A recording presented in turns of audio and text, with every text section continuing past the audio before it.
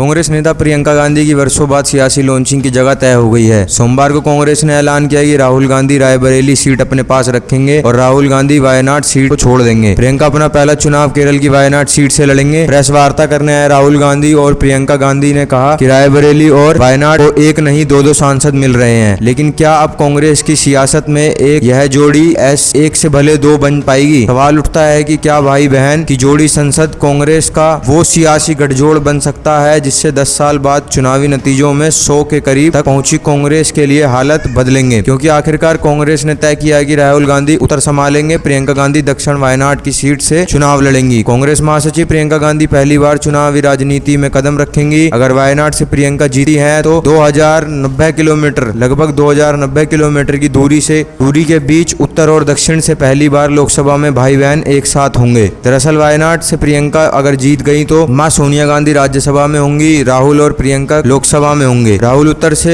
प्रियंका दक्षिण और सोनिया गांधी पश्चिम हिस्से से प्रतिनिधित्व करती नजर आएंगी, क्योंकि सोनिया गांधी राजस्थान से राज्यसभा के लिए चुनी गई है। उधर प्रियंका गांधी के वायनाड से चुनाव लड़ने की खबर आने के बाद दक्षिण की राजनीति में उनका स्वागत भी शुरू हो गया है। केरल में कांग्रेस के साथ ही इंडिया यूनियन मुस्लिम लीग के नेताओं ने कहा कि प्रियंका के वायनाड चुनाव लड़ने से गठबंधन को ताकत मिलेगी। रायबरेली सीट राहुल गांधी ने अपने पास रखी तो सपा के नेताओं ने इसकी तारीफ भी की है। वो कह रहे हैं कि रायबरेली ने बड़ी जीत राहुल को दी है, उसे रखकर यूपी में कांग्रेस ने सही फैसला किया है। दरअसल केरल के वायनाड को कांग्रेस का गढ़ माना जाता है। यह कांग्रेस की सेफ सीट कही जाती है, इसलिए पार्टी ने यहां से प्रियंका को उतारने का फैसला किया है। वहीं यूपी से आने वाले चुनावों में पार्टी को उम्मीदें बढ़ गई हैं। अब सवाल उठता है कि उत्तर प्रदेश में कांग्रेस के कितने विधायक हैं? देश के सबसे बड़े राज्य में कांग्रेस के कितने विधान परिषद के सदस्य हैं? देश की सबसे पुरानी पार्टी कांग्रेस को इस बार के चुनाव नतीजों में के बाद आइडिया लग गया है कि अगर जमीनी दिल्ली तक मजबूत करना है तो यूपी की सीट और जमीन दोनों बचाना होगा। इस बार पहले 3 लोकसभा चुनाव में कांग्रेस का सबसे बेहतरीन प्रदर्शन उत्तर प्रदेश में रहा। सभी सीट भी बढ़ी, वोट शेयर भी बढ़ा। तब कांग्रेस की रणनीति है कि राहुल रायबरेली सीट रखकर यूपी में पार्टी को आगे बढ़ाएंगे। तो 2027 के विधानसभा चुनाव में अगर समाजवादी पार्टी से गठबंधन रहता है तो मौके बन सकता है। यूपी में 5 विधानसभा चुनाव में प्रदर्शन को देखते हुए देखें तो 2002 कांग्रेस की 25 सीट 8.96 वोट प्रतिशत, 2007 में 22 सीट, 2012 में 28 सीट और 2017 में 7 सीट, 2022 में 2 सीट, यानी कांग्रेस देश के सबसे बड़े चुनावी राज्य में 2 विधानसभा सीट तक सिमट चुकी है। वहां 10 साल बाद लोकसभा चुनाव में 10% के करीब कांग्रेस का वोट शेयर पहुंचा और सीट 6 हुई। ऐसे में रायबरेली की सीट के साथ अमेठी जीत चुकी कांग्रेस को लगता है कि अखिलेश के साथ गठजोड़ का मिला फायदा और भी मजबूत करके उस जमीन को हासिल किया जा सकता है। धीरे धीरे पार्टी खाता खोल रही है। अब इसी शक्ति को इस्तेमाल करके कांग्रेस अपनी दिशा और दशा बदलना चाहती है। वजह यह है कि यूपी में कांग्रेस हशिया यह है, पर यूपी में कांग्रेस के 80 में से 6 लोकसभा सांसद 2014 में 19, सिर्फ एक सांसद 2019 में सिर्फ एक सांसद थे। सबसे बड़े राज्य यूपी में सिर्फ 2 विधायक, यूपी में के 3 राज्यसभा में कांग्रेस के 0 सांसद, यूपी विधानसभा परिषद की 100 सीटों में एक भी नहीं। रायबरेली हुआ, अमेठी हुआ, यहाँ अगर किसी ने प्रचार करके जमीन को मजबूत किया तो प्रियंका गांधी ही थी, जिन्होंने रायबरेली में 9 दिन, अमेठी में 7 दिन प्रचार किया। अब उसी उत्तर प्रदेश की सीट भाई के पास रहेगी और वायनाड